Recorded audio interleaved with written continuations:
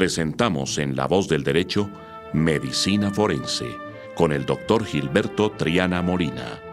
La justicia sería imposible sin el apoyo de la ciencia. Medicina Forense.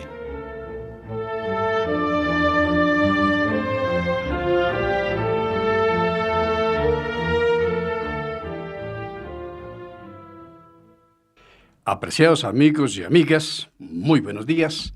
Es un placer estar con ustedes nuevamente en vivo, porque llevamos ya mucho tiempo de dejar de hacer este programa en vivo, porque era imposible. Pero ya estamos hoy y tenemos dos invitados extraordinarios, porque vamos a hablar sobre derechos de autor. Hay diferentes instituciones en Colombia que reúnen los derechos de autor de los colombianos, tanto escritores, autores, compositores y demás. Pero hace muchos años que en Colombia se pagan los derechos de autor. Es más, desde antes de la gesta libertadora, por una ordenanza del rey. En esa época en Colombia se pagaba derechos de autor. Pero este es el momento que todavía estamos muy lejos de reconocerlo. Y eso es lo que nos tiene hoy aquí, precisamente. Y nuestros invitados. Empecemos por las damas, la gerente del CDR. Buenos días y explíquenos, por favor, ¿qué es el CDR?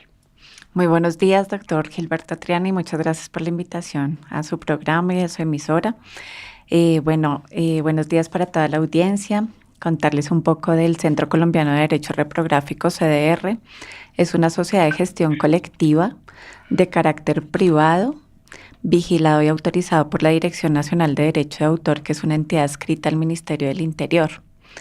En el CDR se agrupan autores y editores de obras literarias, científicas y técnicas y se les representa en cuanto al uso secundario de estas obras, uso secundario que se hace a través del medio de fotocopiado o a través del escáner y puesta a disposición en plataformas, aulas virtuales, envíos por correo electrónico, puestas en la nube y todos estos usos que se hacen después de que el libro ha sido impreso o ha sido editado digitalmente y que luego se hacen estos usos para complementar básicamente los estudios de los universitarios.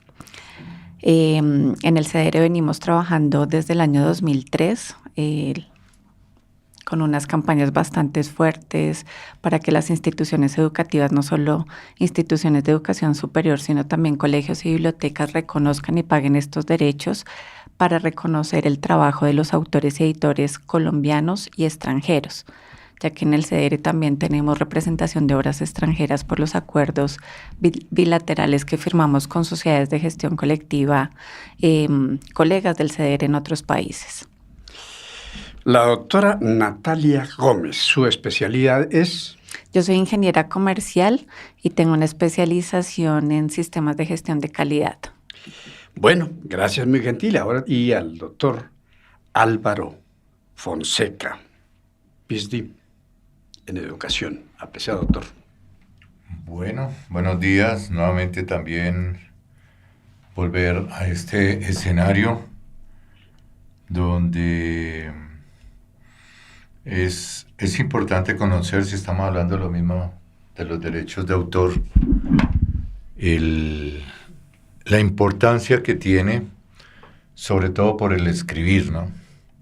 Sobre todo por aquellas personas que fortalecen los aspectos fundamentales de lo que es el libro, que en Colombia desafortunadamente no tenemos esa cultura, como nos lo decía Natalia.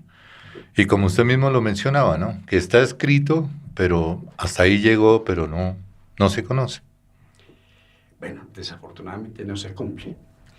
Bueno. Ni se hace cumplir. Pero vamos para allá, precisamente. ¿Cómo lograríamos, mi apreciada doctora Natalia, que se cumplieran las leyes en Colombia? Porque mire, encontré que desde la Constitución del 61, lo manda la Constitución, Fuera de que la ordenanza del rey en 1785, rey de España, ordenó el pago de derechos de autor. Y eso precisamente lo venimos a discutir cuando estaban proyectando la ley 1915, si no me equivoco, en el Senado de la República. Señor. Porque nos iban a quitar en esa época nuestros derechos. Y me dieron la oportunidad de hacer una disertación e investigué al respecto. Y eso es largo en Colombia, pero nunca se cumple. ¿Cómo lo lograríamos? Pues, don Gilberto, el derecho de autor no solo es un derecho de autor, como lo dice la ley, sino que además es un derecho humano. El derecho de autor hace parte de los derechos humanos y, como usted bien lo menciona, está desde la Constitución primera que tuvo Colombia, y hay un artículo que creo que es el 61 o 64 de la Constitución, que dice que el derecho de autor es reconocido en Colombia y que todo el tema de propiedad intelectual es reconocido y que se debe pagar en Colombia por marcas y patentes y por usos de las diferentes obras que crean los colombianos. Pues en Colombia existimos 7 sociedades de gestión colectiva, varias para las diferentes industrias que existen, para la música, para el cine, para la televisión y en nuestro caso para el libro. Y pues yo diría que hemos sido las sociedades de gestión colectiva las que hemos hecho que estos temas de derechos de autor se vengan cumpliendo y se les vaya reconociendo esos derechos a los autores, editores y compositores colombianos. Pienso que hace mucha falta que los entes reguladores, en nuestro caso, que sería como el Ministerio de Educación, que regula todas las instituciones de educación superior, hiciera cumplir precisamente todas estas normas, leyes, decretos, la Constitución, como lo comentamos, y que le exija a las instituciones de educación superior que cumplan con estos requisitos. Hemos tenido algunos acercamientos últimamente con el Ministerio de Educación y nos van a permitir la capacitación a los pares académicos, a las personas que van a las universidades a hacer estas visitas y que revisan todo el tema de cumplimiento, pues por calidad de la educación y todos los temas normativos y legales que deben cumplir las instituciones, y dentro de esas está precisamente que las instituciones paguen derechos de autor, licencia digital con el CDR, con el Centro Colombiano de Derechos Reprográficos, por el uso de las obras en los ámbitos de plataformas y aulas virtuales, y si tienen centros de fotocopiado, pues licencias por fotocopiado a través de los contratistas que normalmente tienen para que presten estos servicios. Bueno, apreciado doctor Álvaro, usted tengo entendido que es además paraacadémico en el Ministerio de Educación, ¿verdad? Sí, señor. Bueno, ¿cómo podríamos hacer para que el ministerio, a través de sus pares académicos, cumplan este objetivo? Porque no tiene justificación que un país como el nuestro, que tiene tantas leyes al respecto, porque ahorita vamos a observar todas las leyes que hay, que son muchísimas, ninguna se cumple. Empezando por la Constitución. Tenemos escritores que nunca han recibido una moneda por editar sus libros y están al público. ¿Cómo lo podríamos hacer, apreciado doctor? Bueno, ya el año pasado el Ministerio emitió 2 resoluciones, la 15224 y la resolución 21795. En la 15224, en el artículo 47, aparece ya por lo menos parte de la evidencia de lo que tienen que mostrar las universidades, que es la licencia de los derechos de autor. Yo diría que eso por lo menos ya es una parte fundamental que se exige y que nosotros los pares académicos debemos de cumplirlo. Lo interesante de esto, y como se estaba mencionando, mire, este es un país leguleyo, digámoslo así, ya lo conocemos nosotros. Aparte de ser leguleyo, las leyes no las cumplen los mismos que las emiten, porque hay muchos escritores. No solamente yo le echaría la culpa al Ministerio de Educación, no, a todo, desde el gobierno nacional, desde la cabeza de la presidencia para abajo. ¿Por qué? Porque todos emiten, la mayoría son autores, hacen documentos, tienen derechos de propiedad intelectual y tienen derechos patrimoniales, pero eso no se cumple como usted mismo lo dice. En cuanto al ministerio, pues bueno, uno como par pues lo hace cumplir porque uno sabe que eso es fundamental y es importante. Pero es muy difícil porque las instituciones no le ponen cuidado a eso, comenzando las instituciones académicas. Va uno y pregunta, por ejemplo, sobre la licencia, si eso le abren uno los ojitos en las 2 últimas visitas de este año, a eso abren los ojitos como, ¿y eso qué es? Como usted mismo lo dice y como lo están comentando, si viene bien desde por allá 1700, se asume que nosotros deberíamos de conocerlo. Las instituciones que son las más obligadas, por lo menos en la capacitación, deberían de hacerlo cumplir, pero no se hace cumplir.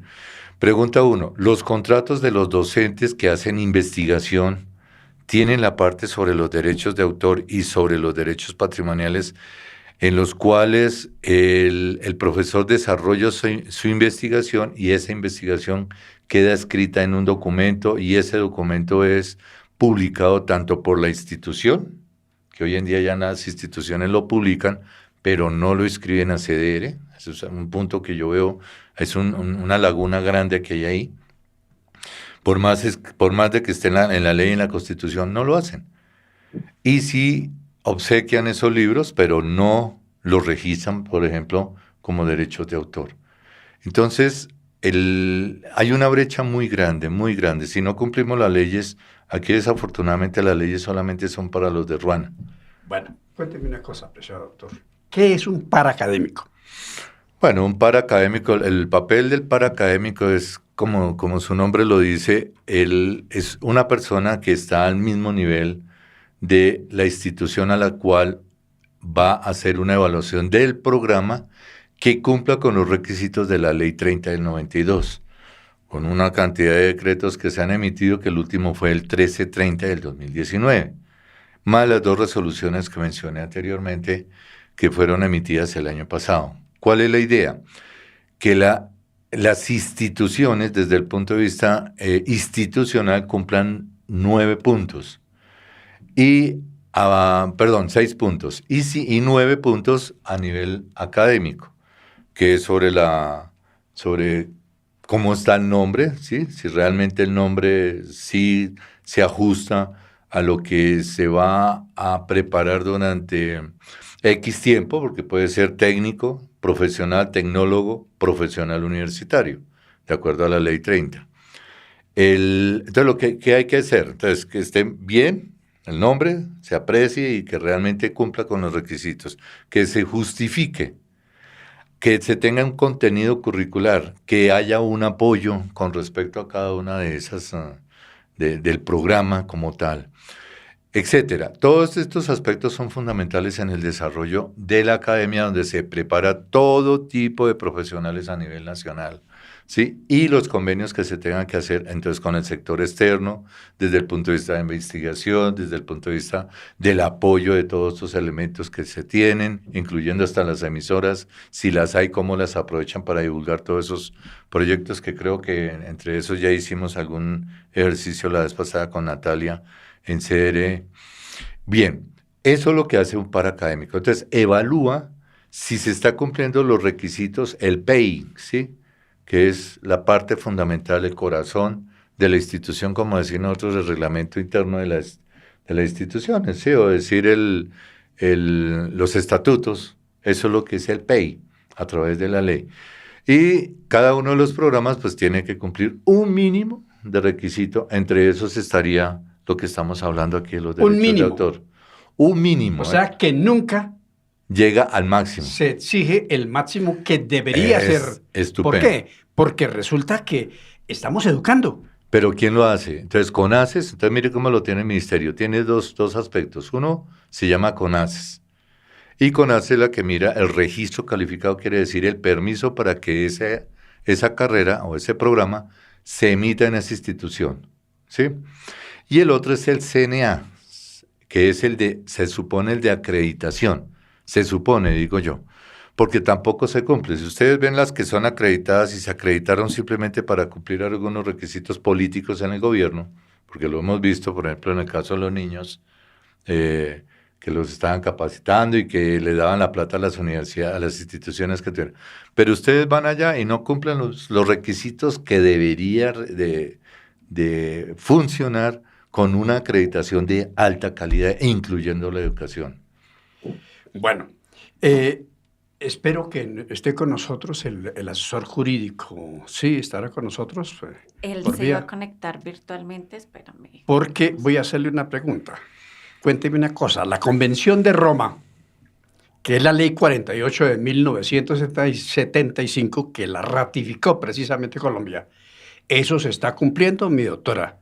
O observemos a ver qué nos dice el Veremos asesor qué nos jurídico al dice. respecto. Hola, Juan Carlos. Muy Buenos días, ¿cómo estás? Muy bien, gracias. Sí, voy a activar un momento. Bueno, bien. La coméntenos. pregunta, sí, la Buenos pregunta días. de todas maneras, sí, hay un régimen internacional en materia de derecho de autor. Menciona el doctor con respecto al convenio de Roma, tenemos el convenio de Berna para la protección de obras literarias y artísticas. Y precisamente esos datan de 1887, por ejemplo, el caso del convenio de Berna. Y eso es un sistema internacional pues, que ha generado una protección mínima convencional a todos los países. Más de 134 países a nivel mundial son parte de estos convenios. Eso fue, digamos, el origen prácticamente de la legislación en materia de derecho de autor en el mundo.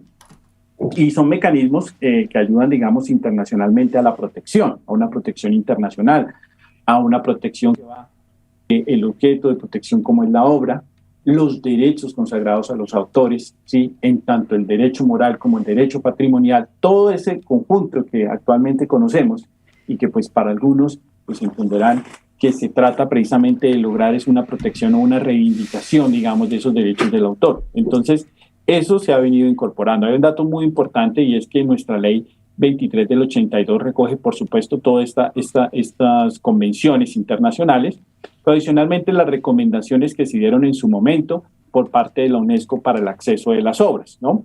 Y pues esa ley 23 del 82 que pues tuvo un origen por, digamos, por parte de los editores, ¿sí? Que fueron los que, es una ley que tiene, por ejemplo, más de, por lo menos puede tener exactamente unos 50 artículos relacionados con el contrato de edición. Entonces, de ahí para allá podemos señalar que es una ley que completa muchos temas de los contratos. Y el conocimiento, por supuesto, de los autores, de los artistas, los intérpretes y los productores de fonogramas. Entonces, esta ley es muy completa, pero a pesar del tiempo, de los nuevos temas del ámbito digital que aparecen, digamos, terminando el siglo, comenzando las dinámicas digitales y en el ámbito digital, especialmente en el ámbito académico, se hizo necesaria una reforma y estamos hablando precisamente de la 1915 del 2018, una ley que actualizó la ley 23 del 80. Claro, hay otras actualizaciones no menores, pero pues que no estaban tan consolidadas como esta que estoy mencionando, que es la ley 1915. Discúlpeme, sí, es que me equivoqué personalmente porque le iba a preguntar era sobre la Convención de Roma, que es la primera, que es del 75, precisamente la ley 48, y posteriormente la Convención de Berna. Sí, esas se están cumpliendo en Colombia porque se supone que el Estado está obligado a cumplir todos los convenios internacionales. Claro, exactamente, y se está cumpliendo, y se están cumpliendo los acuerdos, y recordemos que precisamente la ley 1915 es una implementación normativa de los últimos tratados sobre derecho de autor en el ámbito digital, que se trata en el tratado de la OMPI sobre derecho de autor específicamente. Esos se incorporaron a través de la ley 599 y por supuesto quedaron incorporados de todas maneras ya de manera concreta en nuestra legislación. Esta ley 1915, que hablando pues de temas internacionales, son los que corresponden a este tema. Entonces, allí, por supuesto, encontramos que gran parte de nuestro desarrollo legislativo es por compromisos de convenciones internacionales, ¿no? Y de tratados bilaterales, en los cuales actual juega un papel muy importante. Bueno, doctor, muy gentil, doctor Álvaro, Usted actualmente es el presidente del CDR. ¿Cuántos editores actualmente hacen parte del CDR? Bueno, se asume que deberíamos de tener hartísimos, ¿no es cierto? Pero tenemos 64 editores Editores. a nivel nacional. ¿Y autores? Y autores 120... 214. ya 214. 214. 214. No más, sino 214. De digámoslo todas así. las diferentes áreas. Es correcto, sí, señor. Bueno, ¿cómo han venido ustedes haciendo esa batalla para cobrar los derechos y poderles suministrar esos derechos de autor a los compositores, a los autores? Si bien es una obligación por parte de las instituciones, que afortunadamente por lo menos ya hay con qué respaldarlo desde la ley o desde una resolución, el trabajo que se hace desde la administración pues es arduo. Lo que nosotros compartimos y podemos hacer desde la presidencia es poder apoyar en que la administración esté constantemente hablando no solamente con las instituciones de educación superior, sino también con las instituciones de educación media, me imagino que también las de primaria, si nos cubren. Porque al fin y al cabo, si nosotros vamos nomás a San Victorino, aquí en Bogotá, y usted en las épocas en donde son los picos de los colegios, uno ve una cantidad de editoriales y diría uno, oiga, ¿por qué todas estas editoriales cuando uno las toca no están dentro del CDR? Entonces la labor yo creo que en cuanto al trabajo que se está haciendo, por lo menos está desde la capacitación, pero ya desde el trabajo arduo lo está haciendo la administración, que es cobrar, y no es fácil, no es una tarea fácil, sobre todo que incluyendo las instituciones que son de nombre, ¿sí? Son las que más problemas le ponen. Entonces yo creería que eso se lo podríamos trasladar también a Natalia para que nos cuente cómo ha sido su trabajo, su labor en el tiempo que ella lleva con CDR. Bueno, doctora Natalia, cuéntenos exactamente esa labor titánica. ¿Qué problemas ha encontrado durante ese tiempo? Pues les cuento, señores, que desde el CDR, y bueno, diría que todas las sociedades, colegas del CDR en el mundo, es un trabajo bastante arduo, entre nosotros lo llamamos una labor quijotesca. Digamos que normalmente el proceso como se hace es iniciar con una carta, ya sea una institución de educación, ya sea una empresa, ya sea un colegio, ya sea una biblioteca, que son las entidades a las que nos dirigimos. Una carta en donde se les explica que tienen capacitación, tienen educación dentro de sus instalaciones, tienen préstamo de libros en el caso de las bibliotecas y tienen servicios ya sea de digitación o de fotocopia, y que eso requiere una autorización por parte de los titulares de derechos de autor agrupados en la Sociedad de Gestión Colectiva autorizada por la Dirección Nacional de Derecho de Autor, que en Colombia pues es el Centro Colombiano de Derechos Reprográficos, CDR. Normalmente esa carta nunca tiene respuesta, nunca tiene ninguna respuesta por parte de las instituciones. De allí paso seguido es hacer llamadas para contactar a las personas responsables, ya sean a los rectores, a los directores, a los gerentes o a los jurídicos de estas instituciones para que nos den una cita para explicarles y decirles por qué tienen que tener estas autorizaciones, ya sea por temas de fotocopiado o de usos digitales de las obras. Para lograr a veces esas citas también es complicado. Con todo este tema del licenciamiento digital que venimos trabajando desde el año 2014, más o menos, tuvimos que trabajar con nuestro asesor jurídico, el doctor Juan Carlos Serna, empezar a hacer conciliaciones, a llamar a las instituciones a conciliaciones, ya fuera con la Dirección Nacional de Derecho de Autor y en algunos casos con la Procuraduría. Y ya cuando empezamos a llamar a estas conciliaciones nos empezaron a poner atención. Alcanzamos a llamar a conciliación a unas 8 o 9 instituciones. Y con estas conciliaciones ya nos pusieron atención. De hecho, don Gilberto, si recuerda, cuando estuvo la modificación de la Ley de Derechos de Autor en el 2018, con la 1915, pues hubo un movimiento por parte precisamente de ASCON, que es la Asociación Colombiana de Universidades, que con apoyo pues de la viceministra de Educación de ese momento, pues hicieron bastante lobby para que las instituciones de educación superior no pagaran los usos digitales de las obras, que eso fue un trabajo arduo que hicimos desde el Centro Colombiano de Derechos Reprográficos y la Cámara Colombiana del Libro para no lograr que esta limitación y excepción quedara aprobada en esta ley. Fue un trabajo de 2-3 semanas allá hablando con todos los asesores de los senadores y de los diferentes partidos para lograr que entendieran y que finalmente no se aprobara, porque sí sentimos una presión y pues políticamente ustedes saben que las universidades tienen un peso político bastante fuerte, bastante grande. Y pues en ese momento logramos que no se aprobara esa limitación y excepción, porque si no ya en este momento no existiría ya el CDR en caso de que eso hubiera quedado aprobado, pues porque con el tema de la pandemia y todo esto, pues los centros de fotocopiado han cerrado y en más del 50% hay establecimientos en el país que no van a volver a abrir.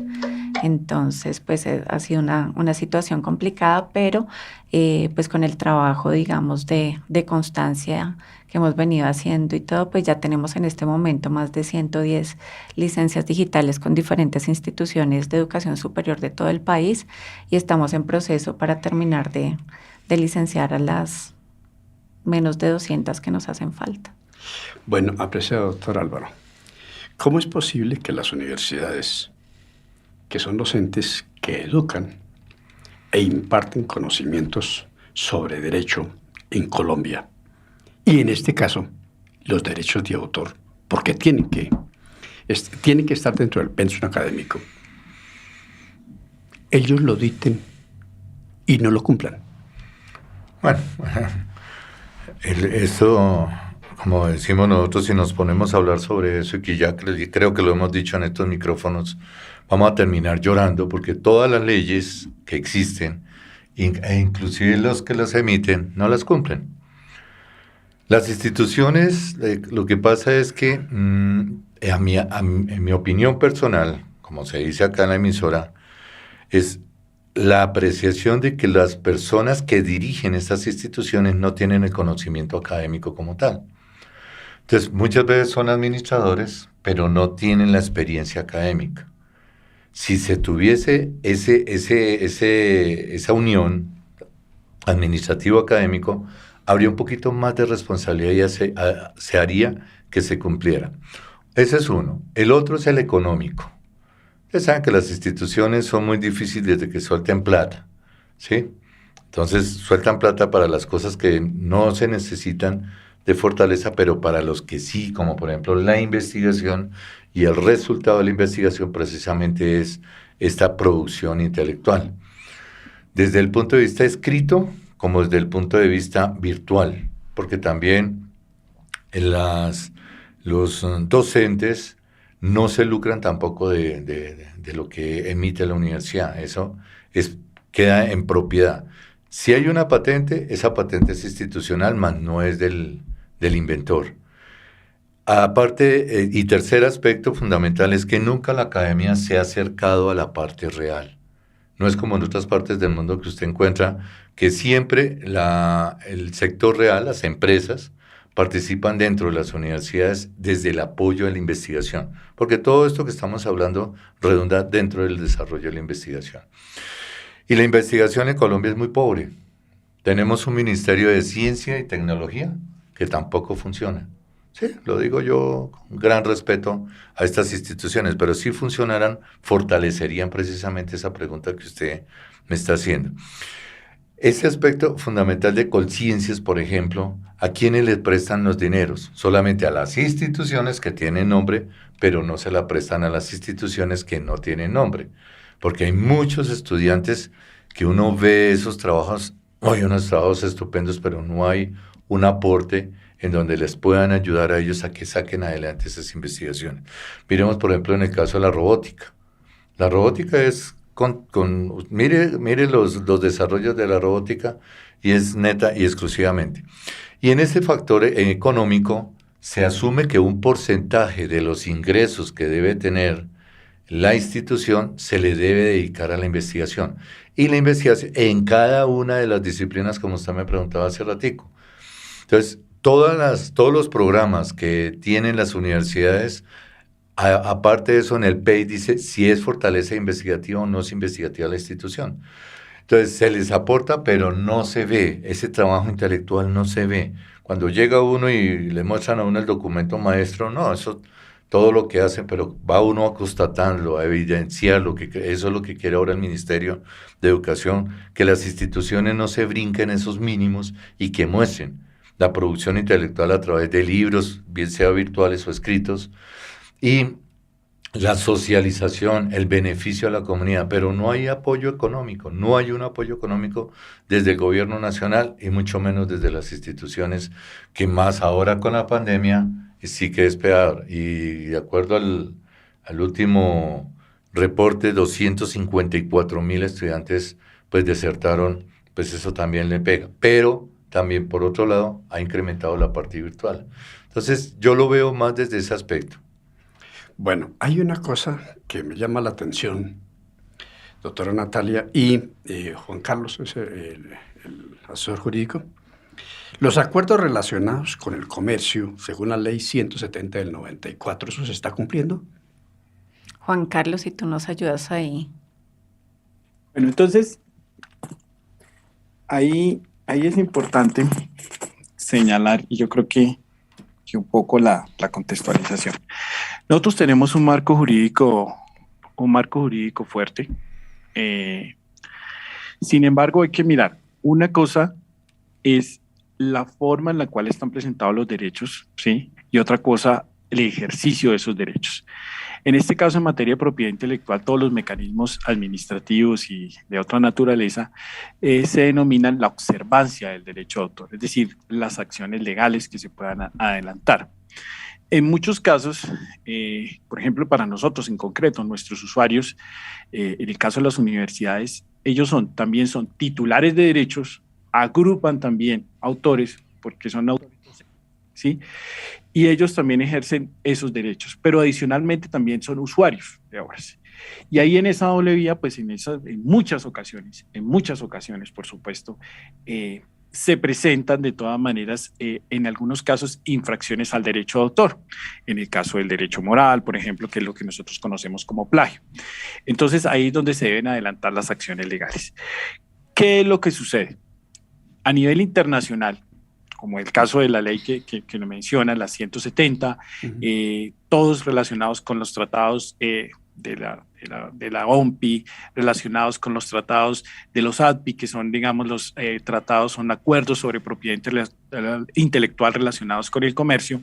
Entonces, en ese orden de ideas que, pues, obviamente los países exigen que se proteja la propiedad intelectual dentro de esos países, ¿sí? Cada uno de manera multilateral, porque esto es un acuerdo multilateral que 170, entonces cada uno de esos países debe protegerlo.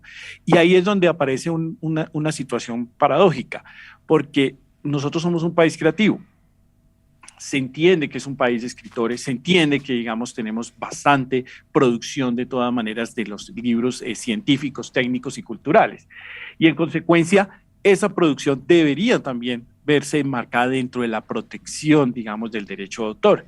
Pero en muchas ocasiones, en las estadísticas y en esos países nos están diciendo, mire, pero ustedes no tienen problemas con la observancia, tienen problemas en la protección del derecho de autor, no en el sentido normativo, porque creo que normas hay, como lo mencionaba el profesor Fonseca, el problema que está es en la observancia del derecho de autor. Y por eso es importante que esto, en este caso estos tratados bilaterales, se concretice el tema de las sociedades de gestión colectiva, porque es una forma en la cual se materializan los derechos.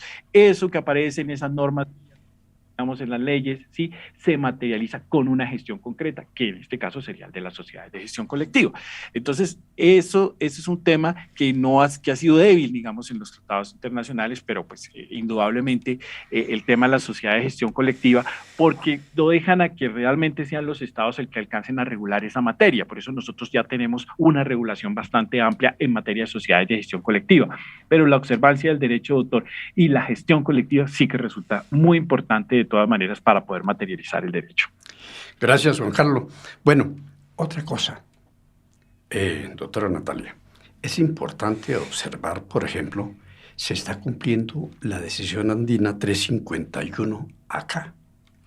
¿Cómo estamos con eso? Pues como lo dice el doctor Juan Carlos Serna, a través de las sociedades de gestión colectiva, pues tenemos que valernos de todas estas normas, leyes y decretos que apoyan la gestión que precisamente hacemos. Y una de esas es la decisión andina 351, que por supuesto nosotros la nombramos cuando estamos requiriendo y solicitando que se reconozcan estos derechos. El último paso ahora que estamos dando para el reconocimiento de los derechos es enviar una liquidación con el valor calculado de acuerdo al número de estudiantes matriculados en el último año de cada una de las instituciones de educación superior. Y digamos que con este envío de liquidación, que no es una factura porque somos responsables de IVA, con este envío de liquidación también hemos logrado llamar la atención de las instituciones.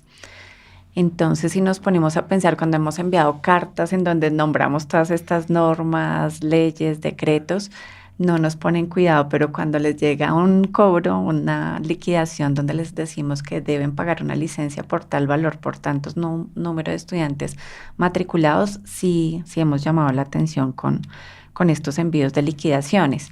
Entonces es lo que venimos revisando hace un momento. Las normas, las leyes, los decretos existen, pero no se les pone cuidado, si no se les obliga de cierta manera a las instituciones y llamémoslo a las personas también, pues como que las cosas no se cumplen. Cuando ya nos van a tocar el bolsillo es cuando ya ponemos atención y miramos por qué nos están cobrando esto, y pues viene todo un tema de análisis dentro de las instituciones, donde entran varias personas administrativas de las instituciones de educación, no solo el departamento jurídico, sino el departamento administrativo y financiero, las bibliotecas, a veces también otros temas de capacitación que tienen dentro de las instituciones. Y hemos tenido que reunirnos con un montón de personas dentro de las instituciones para poder materializar los derechos de nuestros autores y editores. Un momento. ¿Cómo es eso que la cultura está pagando IVA? Hablemos de eso. Sí, don Gilberto, pues la mayoría de sociedades de gestión colectiva, excepto creo que la única que no está pagando es Asimpro, si no estoy mal, pero todas las otras sociedades de gestión colectiva pagamos IVA. ¿Qué obliga a pagar ese IVA? ¿Cuál es la ley que obliga a pagar ese IVA? Porque se supone que esta es cultura. Sí, así es. Juan Carlos, si tú nos apoyas ahí, yo no sé, porque pues desde que empezó el CDR ha sido responsable de IVA y debería ser excepto de IVA. Sí. Debe ser excepto de IVA porque es cultura. Hablemos de eso. Juan Carlos, ¿nos puede colaborar al respecto? Bueno, indudablemente las disposiciones de carácter tributario son complejas en Colombia. Para nadie es un secreto que andamos en materia de inseguridad jurídica en la medida que siempre hay una reforma. La situación, digamos, que se presenta, digamos, con el tema del IVA ha sido, digamos, bastante discutida. No compartimos esta situación con la DIAN, con varias sociedades, pero desafortunadamente ya después de que se asume, digamos, ese pago, las circulares y digamos la parte conceptual de la DIAN, pues sencillamente se centra en continuar con esa circunstancia, digamos, con ese tributo. No existe una norma específica para el tema del derecho de autor en materia de IVA, ¿sí? En cambio, sí existe, por supuesto, en temas de retención en materia de derecho de autor, sí se había manifestado eso, inclusive dentro de la ley del libro tiene un desarrollo normativo. Entonces, se acude, digamos, a los temas normales, digamos, de carácter tributario para poderlo aplicar, pero pues estoy completamente de acuerdo con la mesa de trabajo que esto no debería ser así. Es un tema, digamos, que se ha planteado en muchas oportunidades. ¿Por qué? Porque se debe tener es un incentivo, no por el contrario, gravar de toda manera, en este caso, la creación. Pero desafortunadamente, insisto, se plantean son normas generales en materia del IVA. No existe una específica, no existe una excepción como tal, y pues realmente esa lucha, digamos, frente al IVA ante la sociedad de gestión colectiva, pues no ha sido, digamos, bien librada. Entonces ese es un tema que hay para que ustedes también lo tengan presente y para también un llamado a las demás sociedades de gestión colectiva que en este momento tienen esta situación. Gracias, muy gentil, apreciado doctor.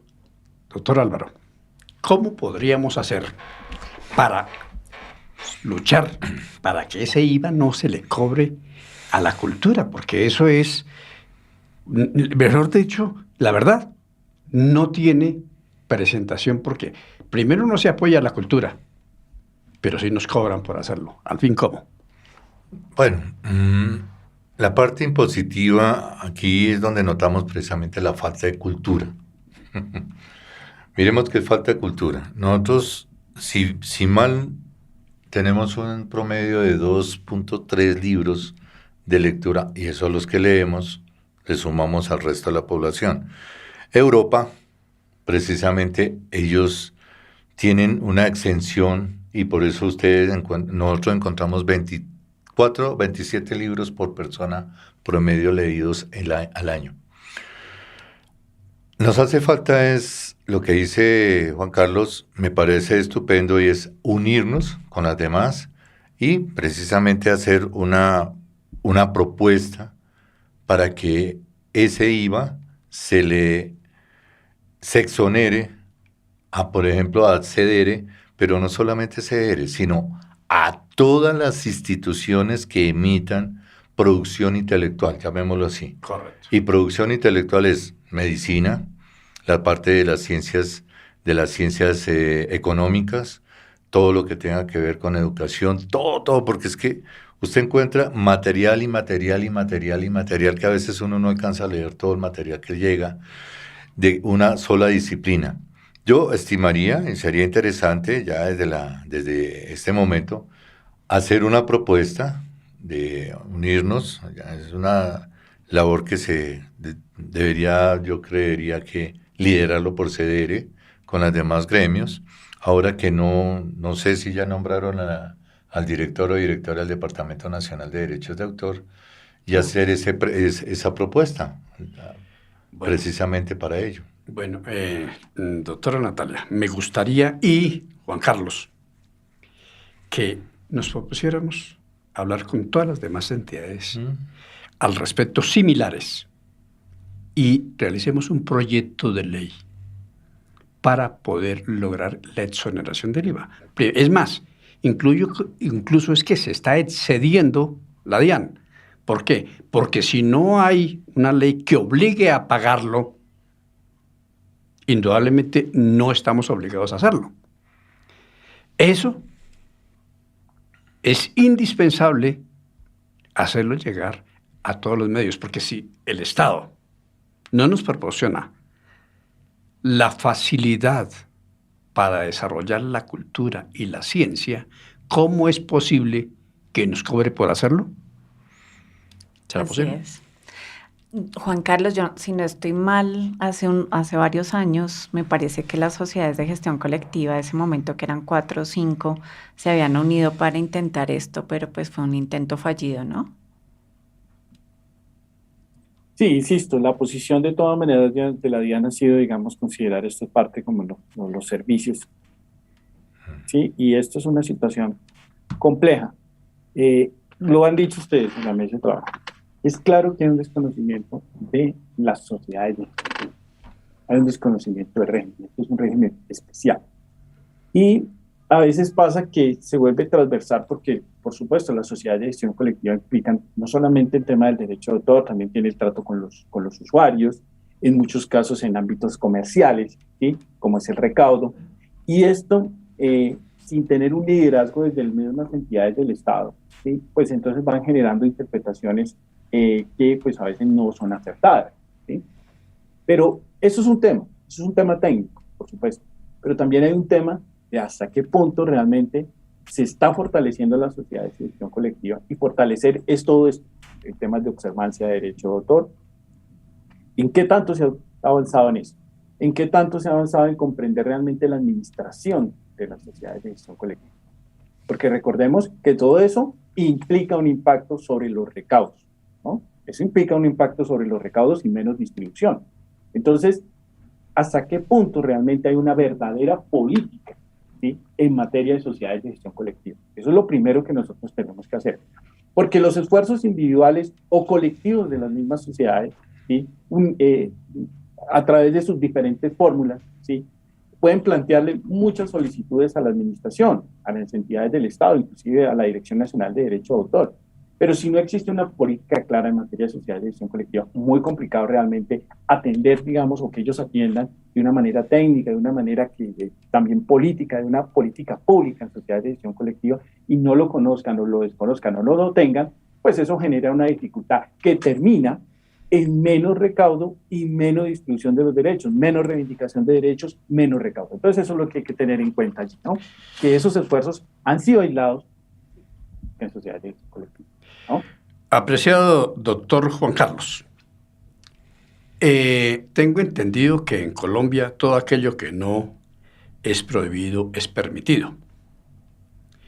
Entonces, ¿es posible que se pueda presentar una demanda al respecto para esa exoneración?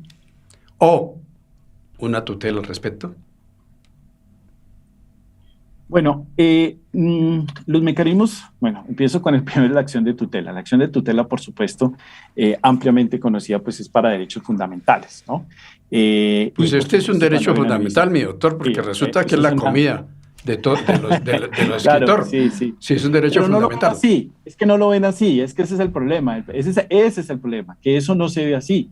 No ven a la sociedad de gestión colectiva de esa manera, no lo ven de todas maneras como un mecanismo precisamente para que los autores perciban sus derechos. Aquí las sociedades de gestión colectiva, de otra manera, las ven, digamos, como una situación en la cual generan es un cobro. Entre otras cosas, nuestros usuarios creen que eso es un impuesto, no que es un derecho individual. Entonces ahí yo sí coincido con lo del profesor Fonseca, indudablemente que es un tema cultural, hay un tema que es desconocimiento y también hay intereses económicos de por medio, hay intereses económicos. Entonces, yo por supuesto estudiaría el tema indudablemente, pero en principio, digamos, como acción de tutela, bueno, ese estaría, digamos, sobre una discusión. Lo primero que se hace son el recabar en conceptos ante la DIAN y hasta qué punto cuál es la posición que tiene la DIAN alrededor del tema, a ver si ha tenido una variación dentro de todo este panorama, digamos, que ha sido realmente, insisto, más de inseguridad en el tema tributario.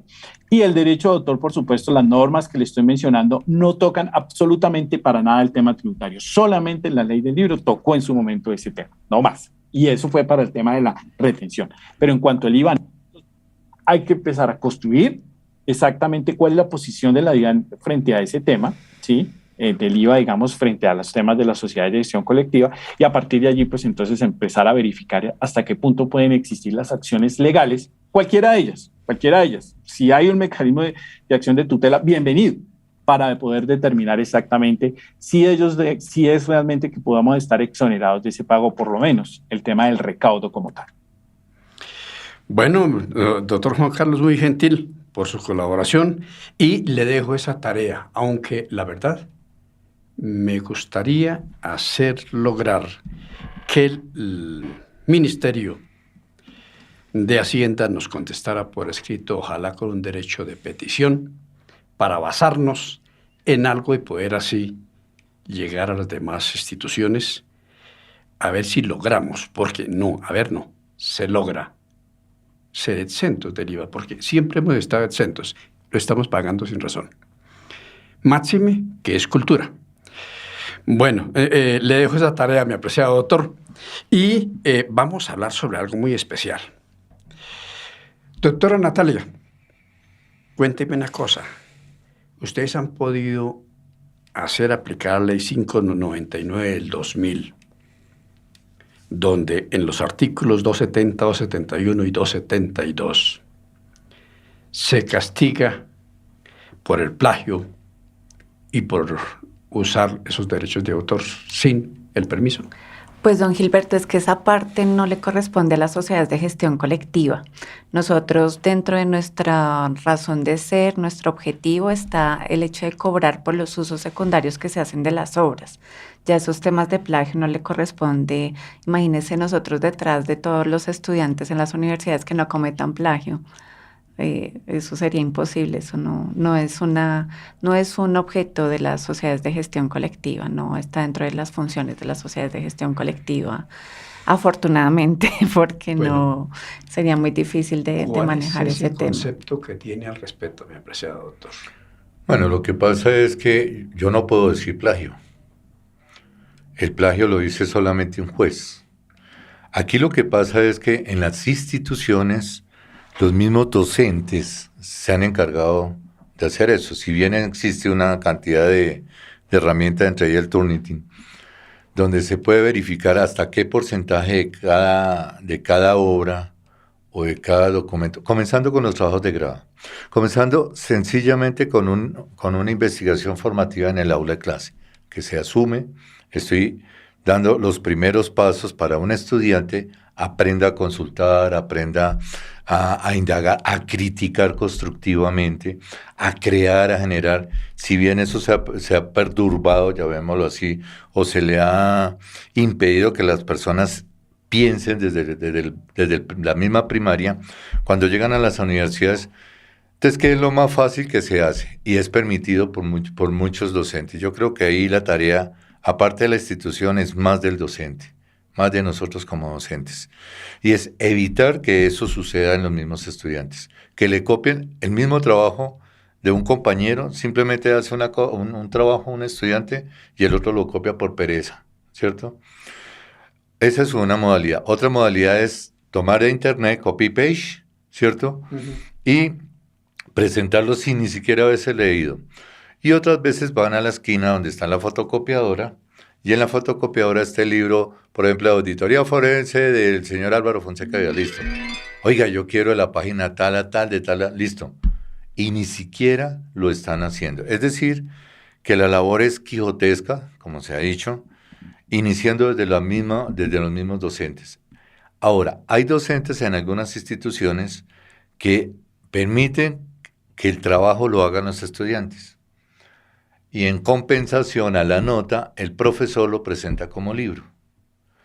Como el profesor se gana unos méritos ahí, aparte de si se inscribe a CDR, pues tiene unas regalías, y aparte de eso, pues va a tener una connotación de imagen de que es un productor de libros o ha creado algo. Es exactamente esa falta de cultura, esa falta de control en las mismas instituciones. Hay muchas cosas que hay que arreglar y mejorar en esto de los derechos de autor. Desafortunadamente lo ve uno, lo menciona, pero como dice Platón, no hay persona más odiada que quien dice la verdad. Entonces, cuando usted la menciona y cuando la exigen, entonces usted ya está en contra de la sociedad y en contra de eso, y a las instituciones no les gusta que eso se le diga. Hay muchísimo que trabajarle también desde las mismas instituciones, especialmente desde los consejos directivos para abajo. Bueno, la verdad ha sido extraordinario haber estado en esta mesa de trabajo. Gracias por acompañarnos, doctora Natalia, porque desafortunadamente se nos fue el tiempo. Y espero, primero le felicito por la labor que ha hecho al frente de los destinos de los autores de Colombia. Muchas gracias, doctor Gilberto. A usted, mi apreciado doctor, muy gentil por acompañarnos, y le felicito por estar al frente como presidente del CDR. Pues esa no es una labor sola, esa es una labor de un equipo, un consejo directivo y el apoyo de la administración, apoyándola y el apoyo también que se recibe. Yo siempre he dicho que eso es de equipo. Gracias. Esperamos. Y a Juan Carlos, muy gentil por estar con nosotros. No, muchas gracias por la invitación, y realmente también seguiremos trabajando en pro, digamos, de los autores y de la creación. Y disculpe por ponerle trabajo, ¿no? Oh, ni más faltaba, antes mejor. Me parece que la discusión es válida y hay que llevarla a cabo. Bueno, muy gentiles, amables oyentes por estar con nosotros. Al doctor José Gregorio Hernández Galindo por su colaboración. A Luis Daza y a todos los amables oyentes por permitirnos llegar a sus hogares. Muchos éxitos y feliz día. Gracias. Muchas gracias.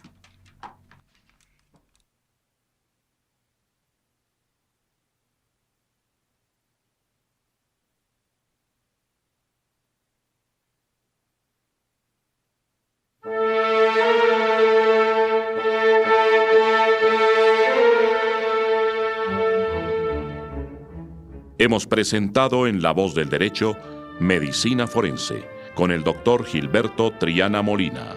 La justicia sería imposible sin el apoyo de la ciencia. Medicina Forense.